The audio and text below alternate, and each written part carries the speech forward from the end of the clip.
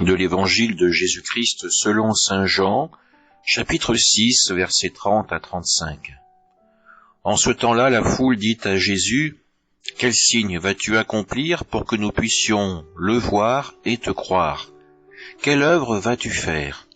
Au désert, nos pères ont mangé la manne, comme dit l'Écriture, il leur a donné à manger le pain venu du ciel. » Jésus leur répondit, « Amen, amen, je vous le dis, ce n'est pas Moïse qui vous a donné le pain venu du ciel, c'est mon Père qui vous donne le vrai pain venu du ciel.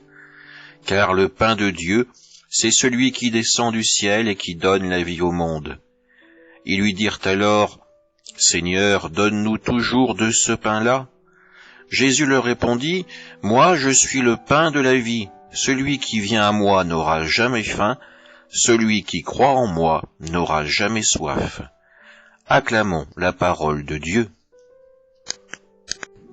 Dans l'évangile d'aujourd'hui, nous entendons la foule demander à Jésus, « Quel signe vas-tu accomplir pour que nous puissions le voir et te croire? Quelle œuvre vas-tu faire ?»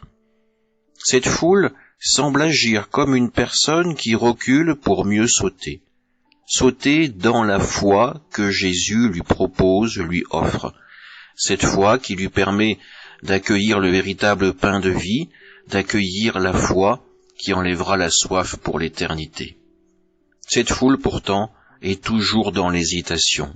Pourtant, elle a déjà contemplé des signes donnés par Jésus, des malades guéris, des lépreux purifiés, des pains multipliés, et pourtant cette foule est toujours hésitante à s'abandonner à la confiance.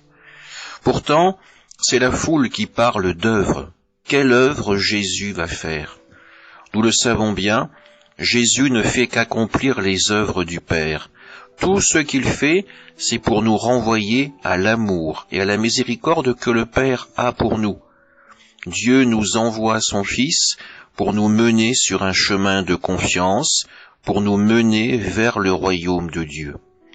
Alors interrogeons-nous, quelles sont nos résistances, quels sont nos doutes qui font que nous n'arrivons pas encore à accueillir véritablement cette parole du Christ. Amen.